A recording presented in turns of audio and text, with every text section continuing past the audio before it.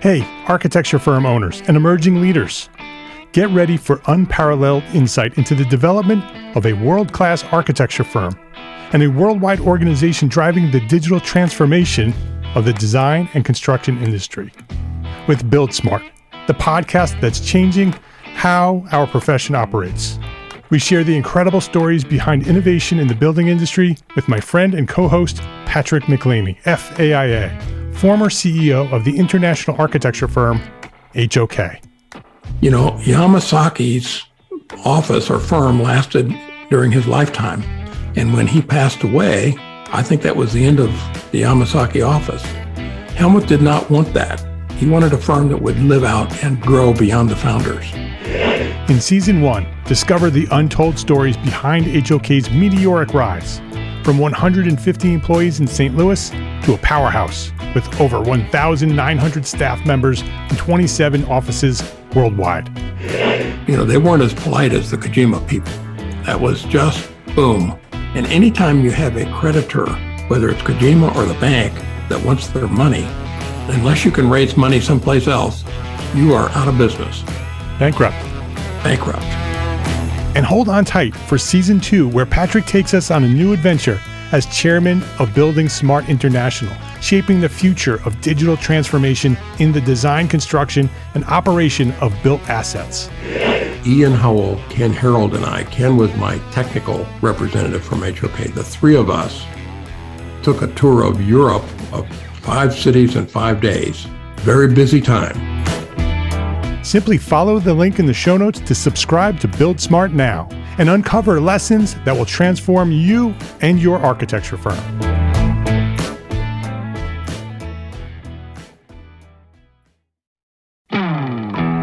Hey, architecture firm owners and emerging leaders.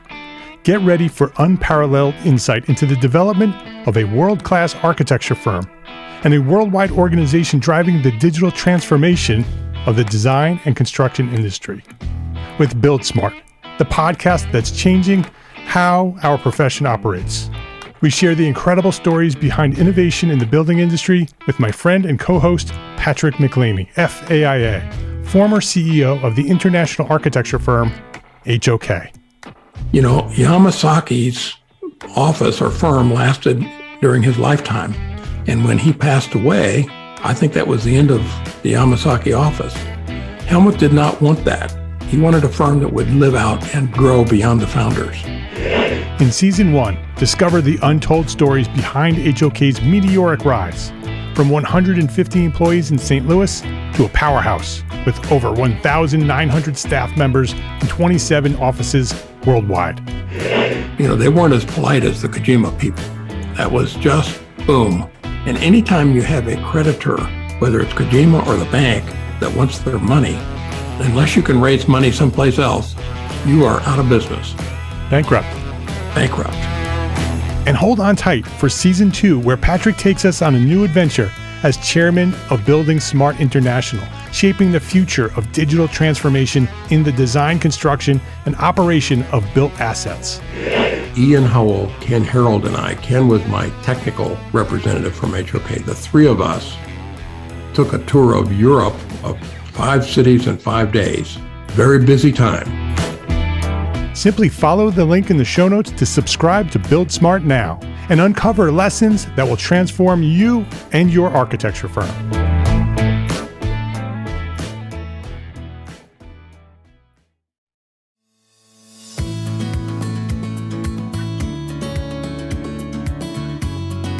My name is Mark R. LePage, and you are listening to Entre Architect Podcast, where each week I speak with inspiring, passionate people who share their knowledge and expertise, all to help you build a better business as a small firm entrepreneur architect. Today on the podcast, I'm speaking with Morgan Chawaga, a licensed architect turned stress management consultant, and she's the founder of The Healthy Architect. After experiencing burnout herself, Morgan set out to transform how architects approach balance and well-being. Through coaching and consulting, she helps architects reduce stress, communicate their needs, and prioritize health, enabling a healthier relationship with their work as architects. Join us today as we explore Morgan's mission to reshape the AEC industry from the inside out. Morgan Chawaga, welcome to EntreArchitect Podcast. Mark, thank you so much for giving me this platform. This is absolutely amazing. Thank you for having me on here. Oh, you're welcome. You and I have become friends over the past year, and I am very excited to introduce you to anybody who may not know you, but I'm sure that most who are listening have run across you. You are doing a tremendous job on social media and helping architects learn more about their health and the connection between their health and their success. You're doing some great work, and I want to share your story and talk about how architects can benefit from the things that you're doing, the things that you're teaching. And so I'd like to have that conversation. But before we do that, I want to know more about you. I don't know your whole story. I'd love for you to share your origin story. When did you discover your passion for architecture, and who or what inspired you to get started? Yeah, that's a great question. And actually, I hadn't thought about that for a while. So I had always been my entire life a people pleaser. I had always tried to be the best in the room. I was a straight A student. I had to take AP classes in high school. And when I got to university, that was the first time that I wasn't making straight A's. And I went to a career counselor, and I remember taking an exam. Now, let's back up just a little bit. My entire high school, I was very creative. And my father always pushed me. He's in construction. He pushed me to take the AP art classes, to take the sculptural classes. And I thought, there's no way that I'm going to make money doing this, Dad. You know, yes, it's what I excel at, but I can't, that's not a career for me, right? So I pushed back on it, went to undergraduate and was not excelling. And I found help with a career coach, and they said, oh, you know what? You should really go into architecture. So I applied. I found my community. I found my group of people and really started excelling again. So that's how I technically got into architecture. I remember being an undergrad, not finding my crew for an entire year. And then when I stepped foot into the architecture building, it was like, got it. An epiphany. You found home. Exactly. So as a child, your dad was in construction. What kind of construction? Laboratory casework, and he's still in laboratory casework. So actually, over Christmas breaks, I would remember coming home and he would have me doing takeoffs for free. For food, I guess you should say, for food. He'd give me food. I'd help him room and board. Yes. For room and board. Yeah. So he's really an inspiration to me. I mean, I remember working in architecture firms and not knowing how to do a construction detail and secretly calling my dad and describing it to him. And he would sketch back and send me a picture. And then I'd put it in Revit and be like, oh, look what I drew, with no help at all. Did you have anybody else in your family that was creative? Not really. I don't think so. Yeah. Well, no, I take that back. My dad's grandmother built churches in Africa. So she was creative in her own way. Yeah, for sure. So you discover architecture in college. I discovered it in college. So where did you go from there? Where did you go to college? So I went to the University of Kentucky for my undergraduate degree, and then the University of Pennsylvania for my master's degree. All right. And then so graduated from university, what did you do next? So after I graduated from the University of Pennsylvania, although I loved Philadelphia, I knew that I needed to be closer to home. So we moved to Nashville, Tennessee, where I worked in a traditional architecture firm, you could say. From there, that point in time, the owners loved me so much that they decided to hire me on as an owner's rep. And you heard my story a little bit at the EntreArchitect conference, but that really gave me the bigger perspective of architecture. So I wasn't working in a traditional role. My role was to hire the different architecture firms, which I really believe that spearheaded where I am today, because I got to intimately see into the architecture firms, how the architecture firms were working. And I got to evaluate each architecture firm, which is mind-blowing when I reflect back on it. So working as an owner's rep, what was your employer? Were you working for an architect or were you working for an owner? Vanderbilt University Medical Center. So I was an owner. Oh, okay. Yeah, I was an owner architect that was in charge of hiring architects and hiring contractors. Okay, understood. So experience from the owner side, working with architects, understanding how the owner works, sort of seeing how architects work and seeing into lots of different architects. ways of working. Mm-hmm. How long were you at that position? I was in that position formally for around 3 years. And what did you do next? So from there, I got a position as the director of marketing at an architecture firm. I've always worn many marketing hats throughout my career. And actually, my first job in architecture, I remember the principal architect telling me, "Oh, you need to be in business development. That's what you're going to be doing with us." And that was in my early 20s. So informally, that started from a really young age. I never had the title until I got the director of marketing position at this architecture firm in Kentucky. And what was your position there? What were you doing? Well, a little bit of everything because it was a smaller architecture firm. I would say between 8 and 11 individuals. And so I was doing business development, finding new clients, writing RFPs, really making sure that our existing clients were happy and we were cultivating those relationships, running the social media, running the website. At the same time, I was working as a licensed architect. So a lot of hats were worn, as many architects do. So working as a licensed architect, moonlighting?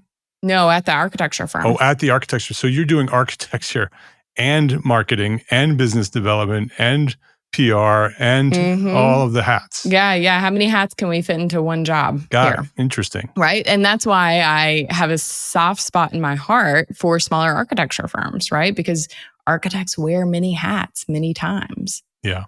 So how long were you there? 3 years. And then what was next? So what was next is the healthy architect. What inspired you to do that? Over my career, I have seen the ins and outs in different levels of both architects and architecture firms. I know that architects are geniuses. I also know that they are their worst enemy, that we suffer from stress and we suffer from burnout. And I've seen it on many levels. 1, as a traditional architect, 2, as an owner's rep, and 3, as an outsider. And I got to the point where 2 things happened. I got to the point where, honestly, I was sick of individuals not complaining, but I'm going to put it in that word, complaining about the stress and burnout that they are experiencing, and nobody stepping to the plate with a solution, right? Over and over and over, right? Right. It's part of our culture. It's part of being an architect is stress and anxiety, and burnout is just part of it, right? That's sort of what we've been taught, even through architecture school. It's been normalized. With all-nighters and pushing yourself to exhaustion is all part of the culture. And although that's changed significantly in the last 10 years, it's still there. It's still part of our culture. Right. It's normalized, right? That's what we're taught from the first day of architecture school is, okay, you're going to pull an all-nighter. Okay, you're going to chug coffee. And this is what we do if you want to be a quote-unquote star architect or a good architect. That's a badge of honor. It's a badge of honor, right? You're not going to sleep. All of those things actually make us worse architects. Right. Right? When we're not sleeping, that impacts our brain, what I like to call our money maker, right? How are we supposed to show up? And how are we supposed to put together the details of a building if we're not sleeping, if we don't have a healthy relationship with sleep? So is sleep the answer? No, absolutely not. It's a holistic approach, right? It's a holistic approach to our relationship with architecture. So what are the specific factors that contribute to stress and anxiety and burnout? Yeah, well, we're all humans, right? So as humans, we have to understand how our body reacts, okay?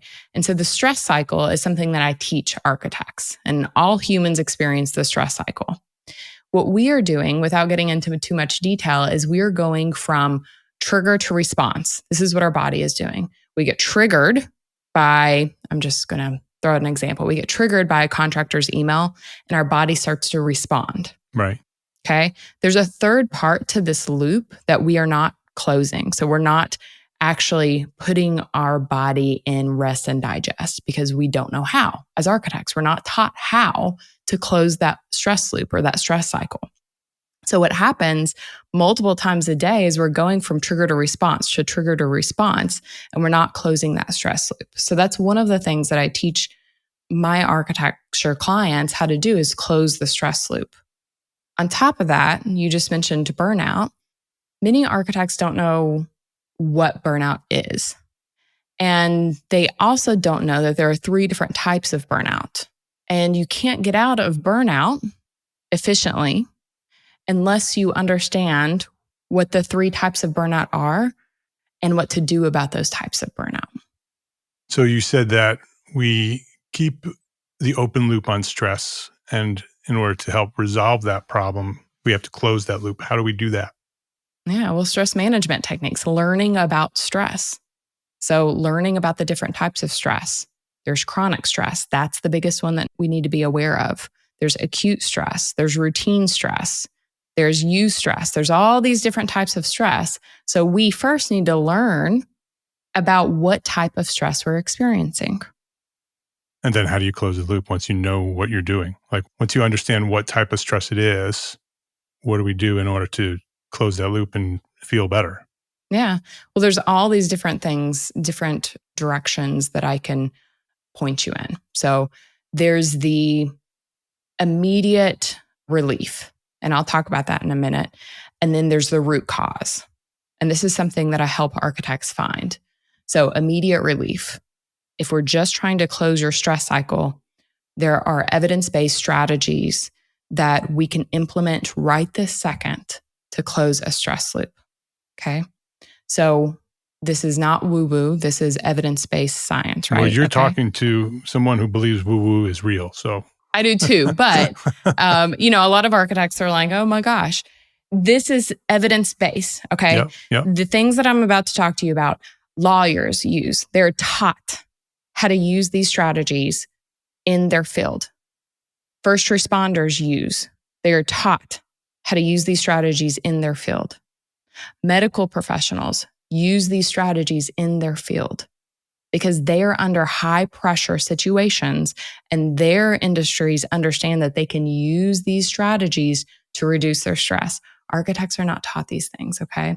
So let's just play it out for a second, and then I want to get to the root cause of things as well. But These are just short little scientific-based strategies. Right, so you're feeling the stress, and this is what you can do to help resolve that stress. Yeah, and this is just one of a million, Mark. Right, there are right. a million different strategies, but let's just practice this one. So let's put yourself in the scenario. You're feeling extremely stressed. The contractor is emailing you. Where is that red line? These construction documents aren't correct.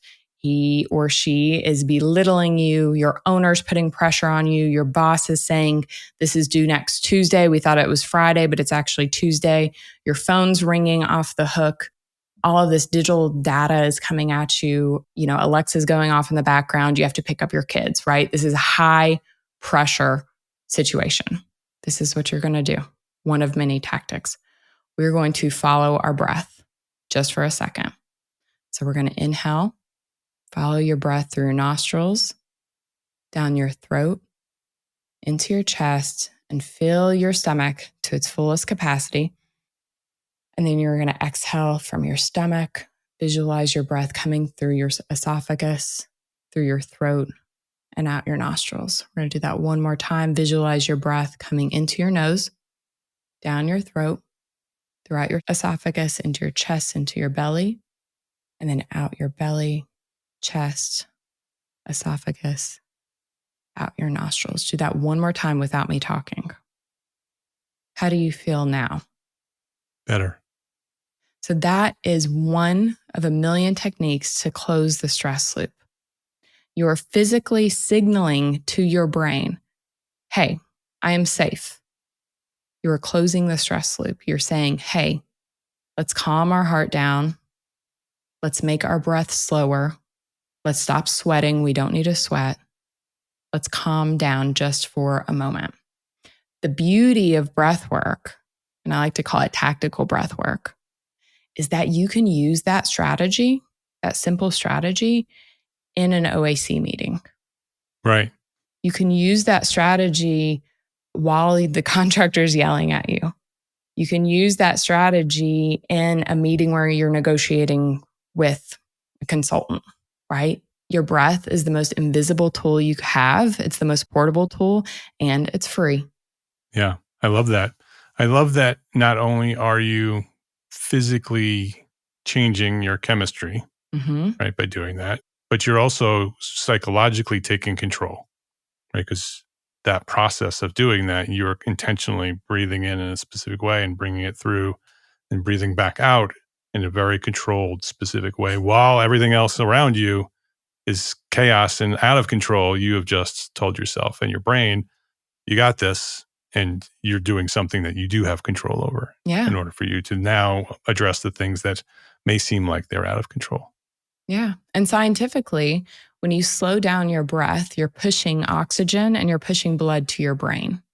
That triggers the executive decision-making function of your brain and allows you to make decisions with more clarity. So there's no longer this brain fog in front of you. You're not in freeze mode anymore because you're so stressed out and you're so anxious. You can actually physically, scientifically move forward with clearer executive decision-making skills. I should have done that before going on stage last week. You did wonderful. I was very stressed. Well, you couldn't tell. Yeah, it was exciting. So you also talked about burnout and types of burnout, and that there's multiple types of burnout. Mm-hmm.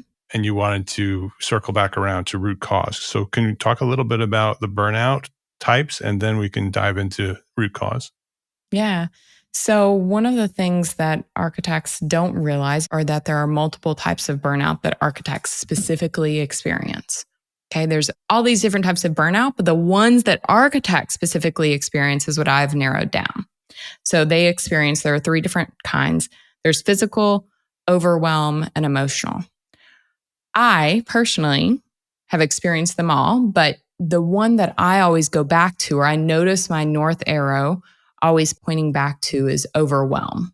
I'm overwhelmed with the amount of information that is coming into my brain from the digital world, from the individuals around me, from senses especially. So one of the things, if you feel as if you have experienced overwhelm burnout, or you feel as if your north arrow is pointing towards overwhelm burnout, one thing you can do is step away from technology. So you can do a digital detox. So let me tell you what I was doing when I was in overwhelm burnout. I was at my architecture firm, chugging away 24/7 all day, running at 150 miles per hour because I am an overachiever. And then I'd get in my car and I'd either turn on the radio or plug in my earpods and listen to a podcast or call somebody and talk to them. And then get home, come to my children. That's chaos, right? So instead of doing that, I chose to do a digital detox between my work and my house because I knew my work was a little bit chaotic. And I knew when I stepped foot into my house, that was a little chaotic. So I chose to take control of my commute home. And instead of plugging AirPods in your ear and instead of turning up the radio, I chose to sit in silence. And that helped reduce my feelings of overwhelm. So I no longer had all this information coming at me at the same time. Now, that in order to make that decision to sit in silence helped me recharge. So when I stepped foot into my house, I could conquer my family, right? I could make dinner for my family. I could show up in full capacity. One of my clients, who is an architect, also experienced overwhelm. So I recommended that she, actually, when she parks in her garage, it's dark in there, she sits in silence for 2 minutes. That's all it takes, 2 minutes in her garage. No air conditioning, no radio on, no podcast, nothing, just in silence for 2 minutes. And it typically takes 6 to 8 weeks for your brain to rewire itself. I know this is a lot of information, but it takes 6 to 8 weeks for your brain to rewire itself. So she did this for 6 weeks, and she noticed a huge difference in her overwhelm and how she was reacting when she showed up at home and how she was reacting to her coworkers and her colleagues as well.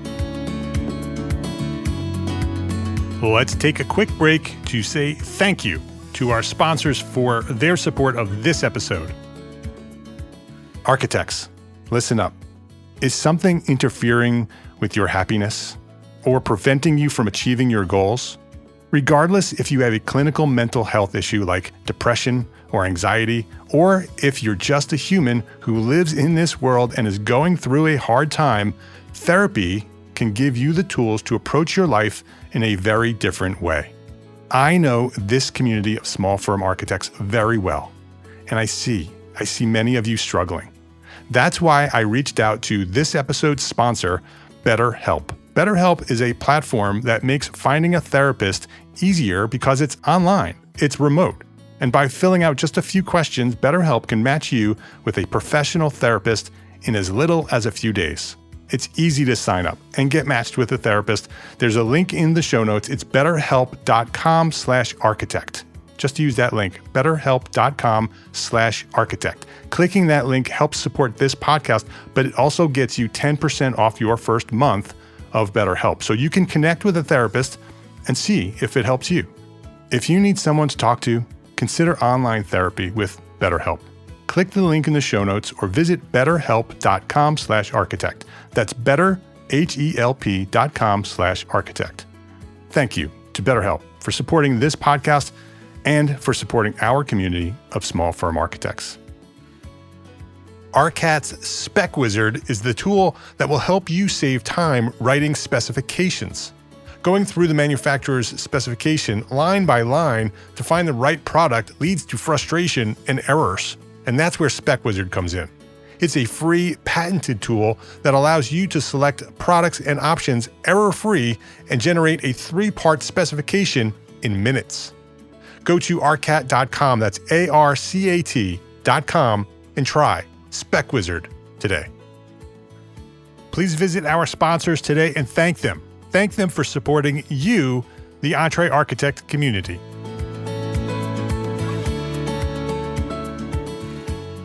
The sitting in silence is something that we very rarely do these days, right? Because it's so easy to pull that device out of your pocket and scroll social media or pop in the podcast that you're missing when you're not listening to it, or call somebody or text somebody or chat with somebody on social media. There's all these different options on how we can keep our brains occupied and keep ourselves busy. And so that idea of taking 2 minutes to sit in silence is a very intentional decision. You have to practice that to make that happen. It's not as easy as it sounds. And you're not talking about meditation. You're literally just talking about sitting there with no sound, no digital device screaming at you. And that simple act of sitting in silence can change the way you address what you do and how you do it. Yeah, absolutely. And so when you're first starting out, let's say you're in burnout, or your north arrow is pointing towards burnout or chronic stress, the first thing that I recommend is that you are strict with yourself in creating these tiny micro habits. And I always recommend and advise that you create your micro habits in a place and a time and an action. So for that individual that we just talked about, it was sitting in silence in her garage before she walked in for dinner. And that really helps establish that habit. And after 6 weeks, or even maybe before 6 weeks, it actually becomes a habit that you don't have to think about. So it becomes less difficult to do it because it becomes part of your routine. That when you get home, you close the door, lights are out, you don't hop out and go inside, you just sit for 2 minutes. And then that just is part of the routine of coming home and going inside. Is there's a 2-minute break before you go inside. Yeah, it's an integral part of your life, and it becomes who you are instead of something that you do. So I have another question for you. Many of us are now working from home. I remember when I had an office that I commuted to. It was a 12-minute commute from my house to my office. And I really, really valued that time because of exactly what you're talking about. I would use that time to decompress between work and home and work, and really valued it. I really enjoyed that time. Today, I work from home. I don't have that commute anymore. And I think that many of us who are listening are in that same situation. We're not working in offices anymore. We're not commuting anymore. We're working in our own homes often right in the middle of the house. I actually have a dedicated office space, which I highly recommend to anybody who's working from home, no matter what you do, however you create that safe, quiet space that is work only, however you do that. But even so, right, how do we do that? How do we find that intentional time and create that habit when we don't have that sort of commute mechanism to latch it to? Yeah, well, you create the commute. Okay, so let's talk about that because this is not the first time this has come up. This is actually a common theme in architects, which I love my role now because I get to find common themes in architects. So you're sitting at your computer. Do you have a shutdown routine? So do you have a routine that tells your brain, hey, we are done with work for the day, and we are now going to transition into dinner or transition into life outside of work? So that's the number one thing is you still need to create that transition. That transition does not mean syncing Revit, shutting down your computer and walking to the dinner table, right? So that transition can mean different things. But with one of my architecture clients, we tried actually commuting. So what he would do is he would shut down his computer for the day. Yeah. His routine would be to write down the 3 things that he needed to do first thing tomorrow morning because he wanted to get it out of his brain so he didn't have to worry about it anymore. Then he went outside and walked for 15 minutes, disconnected from any digital world. That was technically, quote unquote, his commute. Yeah. Then he would come back home and walk into his life. So that was his commute. I love that. I love the walk. Actually, I have stairs. Mm-hmm. Right? My office is the only space upstairs. Everything else in this house is downstairs. Yeah. And so I always joke that those 12 steps are my commute. Mm-hmm. But they literally are when you're talking about what you're talking about, is that when I finish my day, and I do have a very specific shutdown, I literally tell Alexa to turn off my lights and to turn off my computers. Mm-hmm. Oh no. I just turned off my computers. It just happened. That's funny. Alexa, turn on my studio. I encourage you to leave that in the podcast, Mark. Yeah, we definitely have to do that. That is so funny. All right, I'm back. So that's what I do. Now you've just witnessed it. So I tell my device over there to shut things down, and then I walk down the stairs. And so what you're saying is that between that trigger of shutting things down and walking down those stairs, I could add a piece to my day where I go back and sit in those couches back there behind me and just sit in silence for 2 minutes before I walk down those stairs and make that part of my commute. Yes, absolutely. Whatever works for you, 100%. I would encourage you to have your commute outside of your house. So the walk is important. The walk is important, or whatever you're going to do, right? It can be sitting in silence, but try to get out of your house. To leave the house and come back in. To leave the house, yes. And that could be leaving and going somewhere else, or that could be just leaving and walking in your yard. Yeah. It doesn't have to be complex. It's whatever works for you, but I do encourage you to get out of the walls of your residence. I also know architects that are literally working from their bedroom. Right. That's a hard one. Yeah. That's a very hard one. And so typically I challenge them to set a deadline and try to get out of their bedroom, get out of working in their bedroom. Yeah. And that's challenging, right? Not everybody can do that financially, and that's understandable, but there are ways around it. And there's a solution for everybody. You can set time barriers, right? So the bedroom is not your bedroom during these certain hours. It is your studio. And then at that hour, when your work is done, you can take your walk. And when you come back to that space is now your bedroom. Absolutely. And it's not your studio. But that's a very intentional decision as well. You have to not be tempted to go sit on the table and start working again after you've left work, right? That's the danger of working from home, is it's so easy to integrate your life and your work, which is good and bad, right? It's good to have that integration, but it also takes lots of discipline to make sure that it is a controlled and structured and planned integration, that it's not just this whatever happens integration, because that lends to stress, right? Exactly. Yeah. You're in control. And I like how you keep on using this word intentional, because you're right. All of these things seem very easy, but you have to intentionally Right. complete them. You have to intentionally integrate them into your life. So, Morgan, when you describe burnout and those different types of burnout, I see those as different types of stress. So, what's the difference between stress and burnout? That's a great question. So there are different types of stress and different types of burnout.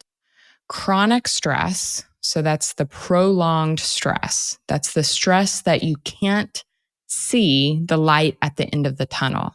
It's life debilitating. Chronic stress is what leads to burnout. So that's the big item that I tell architects to look out for. Now, in my stress management 101 workshop, we go over the different types of stress. And when I raise a red flag, it's the chronic stress. That's the life debilitating. I can't see an out. I can't see a light at the tunnel. This is just happening every single day of my life, and I don't have an answer to get out of it. That's what turns into burnout. So that's the big red flag. And then what actually is burnout? What is the actual definition of burnout? How do we know that we're in burnout and not just in stress leading to burnout? So burnout is actually not classified as a medical condition. So burnout is chronic workplace stress that has not been successfully managed. It's characterized by 3 dimensions: feelings of energy depletion, feelings of negativity or cynicism related to one's job, and reduced professional efficacy.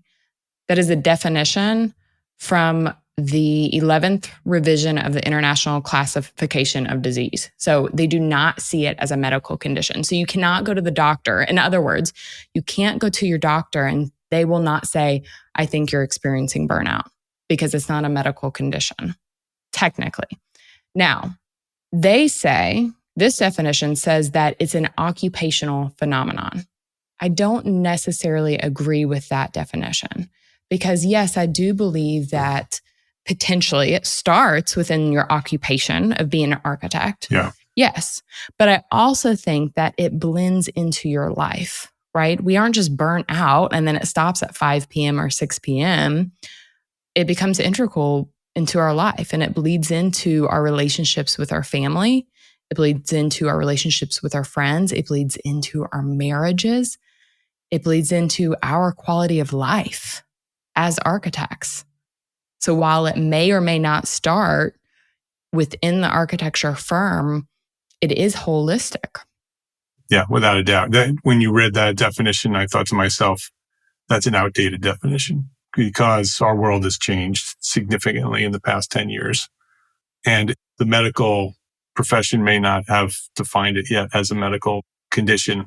I think they will, if they haven't already. Mm-hmm. But it's certainly a holistic issue. And the word phenomenon, is that what you said? Phenomenon? Yes.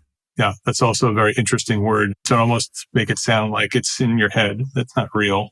Mm-hmm. It's just like stress for many years. How many years? For decades, for centuries, they probably, the stress is just in your head. Right. It's not real, but it's certainly real, right? We all can feel. When you read the definition of burnout, I visually saw 10,000 listeners going, yep, yep. For the last 10 years, I've been in burnout for the last 10 years. Exactly. I just didn't realize it. Yeah, absolutely. And I hear architects say that all the time is, wow, that's what it is. That's my normal. Right. And exactly. I'm here to raise a red flag and say, that is not normal for the architects of the future.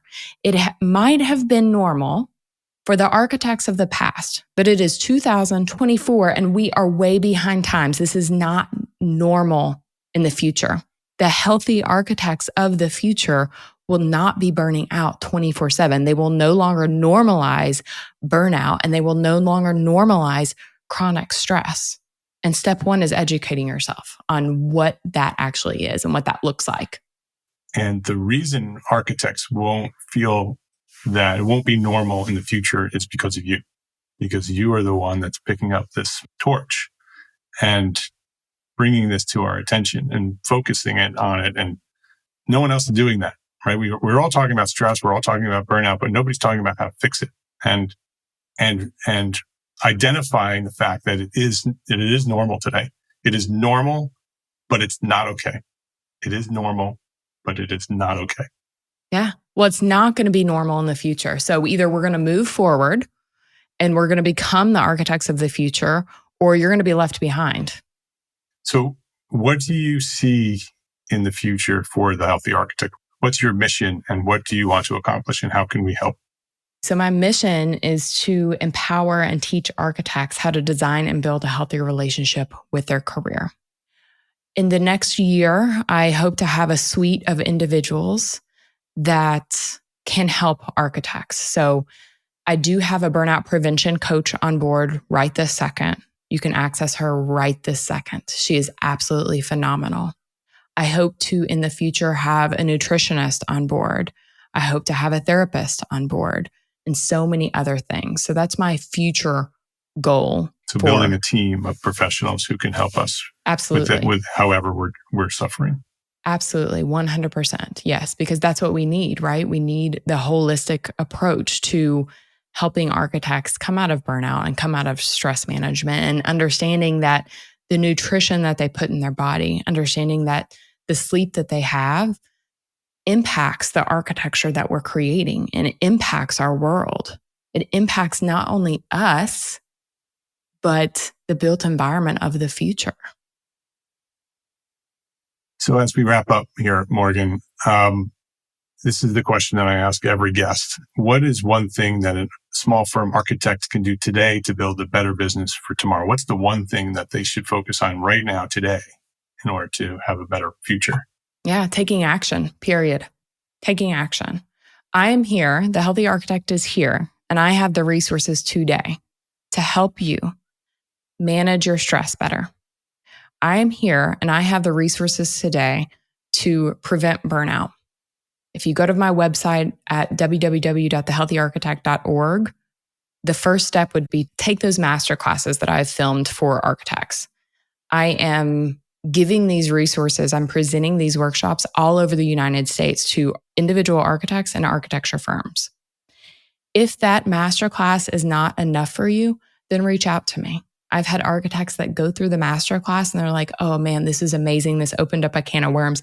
I need one-on-one coaching. Then those architects come to me and we do 8 weeks worth of one-on-one coaching to get to the root problem of what is really stressing you out. Not just the solution, but what is starting that burnout, right? What's starting the burnout and how do we change that so that you don't have to burn out ever again in your entire life? So there are now resources here. I'm providing them to you. I'm giving them to you. So please just take action. That's all. And the rest, I promise you, will be a lot easier. Her name is Morgan Chawaga. The movement, we'll call it, is The Healthy Architect. And you can learn more about Morgan and The Healthy Architect at thehealthyarchitect.org. Make sure you're going to .org. You won't find her at .com, thehealthyarchitect.org. And as Morgan mentioned, there's masterclasses there. There's all sorts of resources. It's a great place to start your journey on becoming a healthy architect. Morgan, thank you very much for the work that you're doing. It's a very important mission you have. Many, many architects are suffering, and many of us don't know we're suffering because it's been this way since we started architecture school. And it shouldn't be this way. So thank you for doing the work that you're doing. Here's to a future of healthy architects. And thanks for joining us today and sharing your knowledge here at Entre Architect Podcast. It's an absolute pleasure, Mark. Thank you so much for giving me this platform to spread my message and to start the next generation of healthy architects. You're welcome. If you liked this episode of Entre Architect Podcast, please share a link to this episode with a friend. Either just click the share button or highlight the URL and send the link to this episode with a friend, because that's how Entre Architect has grown to serve thousands more architects just like you throughout the 10 plus years of Entre Architect. That's how we've grown, architect to architect. So I would love for you to share this episode and all the episodes with one friend every week. We'd love that. And thank you to our sponsors for this episode. We don't have an episode if there's no sponsors. So thank you to our sponsors. Links to those sponsors, which you should go visit and click, And all the resources that we discussed today for this specific episode, they are all available at entrearchitect.com/podcast. Every episode that we've recorded is there, entrearchitect.com/podcast. Go click the links to the sponsors and say hello. Entre Architect is a member of the Gable Media Podcast Network. You should go visit that at gablemedia.com. That is the next evolution of interactive media and resources for the AEC community. You can now earn continuing education credits for listening to select episodes of this podcast, Entre Architect Podcast. Yes, AIA CEUs for listening to a podcast. It's there, and many other podcasts are there as well, and you can listen to all of them and get credit. Learn more about our program, Gable Members Program, at the gablemedia.com/members website. That's GABL media.com/members. And if you are a small firm architect, join us today at Entre Architect Network. That is the worldwide organization for small firm entrepreneur architects. If you own your own architecture firm, you are an entrepreneur architect. You are an Entre Architect. With weekly live group business coaching, we have business coaching there, monthly live business training with AIA CEUs, 2 a month, so 24 AIA credits per year, including 12 of those are HSWs. We have them in the membership. Business resources, all the resources you need to run your business, special session webinars, mastermind groups, and a thriving community of small firm architects just like you. Hundreds of architects are there waiting for you to join. So we provide the support and encouragement you need to succeed as a small firm architect. I know that you haven't been trained as a business person when you launched your firm. That's what we do. Come learn how to run a business at Entre Architect Network.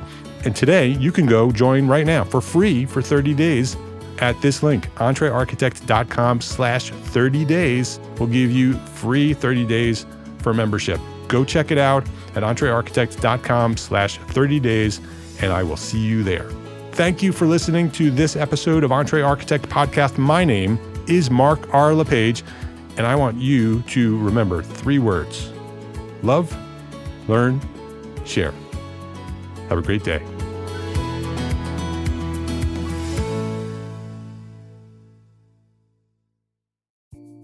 Imagine earning continuing education credits while doing exactly what you're doing right now.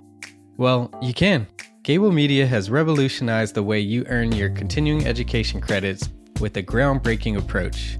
Forget running around town and scouring the internet for credit-worthy courses. Fulfill your CE requirements effortlessly by listening to engaging podcasts just like the one you're listening to now.